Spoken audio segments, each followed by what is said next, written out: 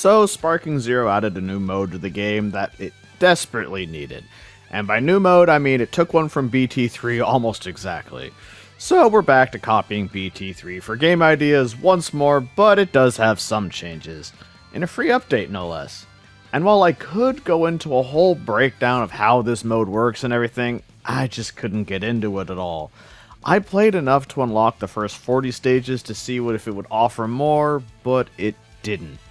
And while I do think it's good that it's in the game, it highlights the overall flaws that Sparking Zero has even more than before. Before we get into all that though, let's talk about what it is. As mentioned before, this was a mode from BT3 that they ported over.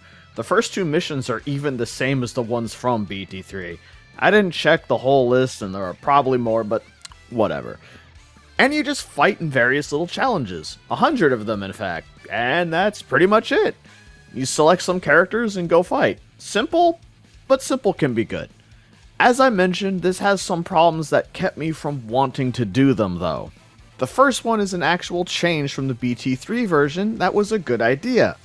Some stages seem to have buffs that the player and opponent can get, so do certain things and you'll get powered up.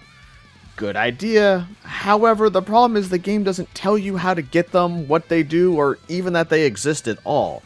Maybe the idea was to make it so people would have to explore the mode and share things online and piece it all together, but this isn't Dark Souls lore, this is how the game mode functions. Just tell people what the conditions on the stage are, what buffs they get, how to get them, what tricks the enemy might have in store. Overcoming the fight is the important thing, not having to check if someone has figured out the way the enemy stats double at one point or something. I can't interact with this mechanic if the game just doesn't explain what it is so I can. I want to be able to interact with it, so just tell me what they are on this little pre-battle screen you have. Which brings me to my next point. Another change from BT3 is you cannot use items to customize your characters at all. I didn't check every stage, only the ones I beat and a few others, but if a stage later lets you, at least the first third don't. I don't know why they're so against putting in content that will let you use the items that were put into the game.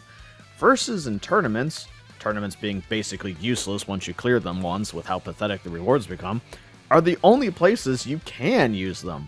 This would have been a perfect mode to allow people to use one of the main things to spend all the zenny you get. It seems like an entire section of the game is just not allowed to be interacted with at all. Now, I'm a guy who likes min-maxing. Coming from up with weird and fun builds is stuff that I like doing. RPGs and roguelikes are genres that I play a lot, and I would have loved to dig into the customization system of this game more. Find out fun stuff to do, make videos, you know, all that. But it felt pointless to do before, and it still does now since you can't use them anywhere. Maybe they were worried it would be too easy if people were able to use items to make some broken builds. To that I say, why not let people? If they went out and got the items and everything, let people be broken. Players like the feeling of becoming overly strong. Will use that, and players that don't will restrict their items and hold themselves back. Nothing forces people to use items if they don't want to, but not allowing the option in the first place means that everyone has to do the challenge mode now.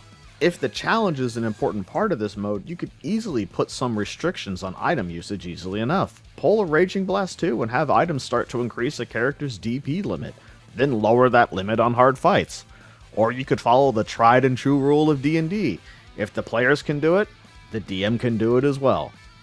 If you're worried that the half-cost supers are too broken, then make some of the harder stages allow enemies to have half-cost supers as well. Or make it so that they can negate super damage, or it's massively lowered. There are lots of things you can do to increase the challenge while still allowing people to use items. This is the type of mode where you could do so much stuff if you really wanted to. Take some inspiration from Galaxy Mode from Raging Blast 2 and put conditions onto stages. Like your health drains, the enemy's health regenerates, or you can only use humans, Saiyans, or something like that. Maybe you need to get a certain amount of hits before you start doing damage. I could honestly keep going, but I think you get the general idea. If you're gonna have 100 fights, you should spice them up more. And maybe that stuff is in there. I freely admit that I couldn't get through much of this before I put it down and moved back to other games I was playing. As mentioned before, they don't really communicate this mode well to the player, and most of it is locked, which is fine to do, but that's why I can't see most of it. But I will say, if it does get better later, modes need to hook the player early, and this just feels tedious with how limited it is from the choices I had and how each fight didn't really seem any different from the last, minus who I was fighting. The last thing I'll rant on here is the difficulty.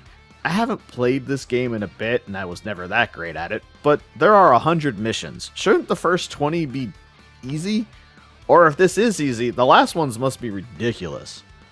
The AI just defended itself way too well for what should be the easier missions. It also felt a bit random with how hard the fight would get. In the same fight, I could almost beat someone, only for them to suddenly become a god at blocking and dodging everything and take like half my life without being able to land a single hit. This game has always been weird with difficulty, and it just continues here. Another issue were the rewards. Money and titles.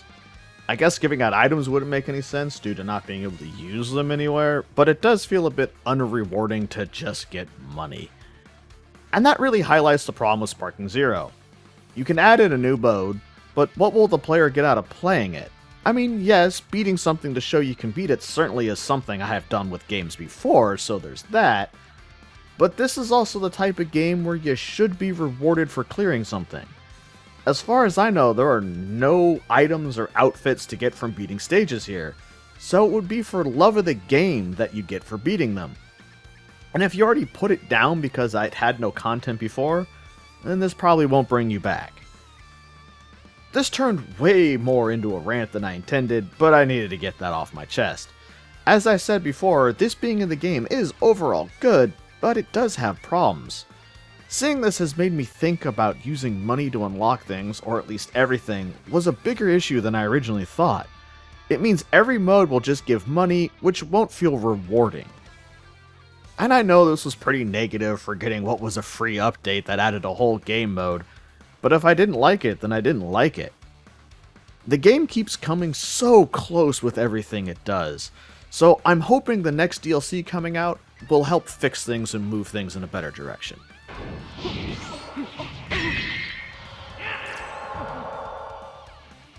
All right. Guess that's that.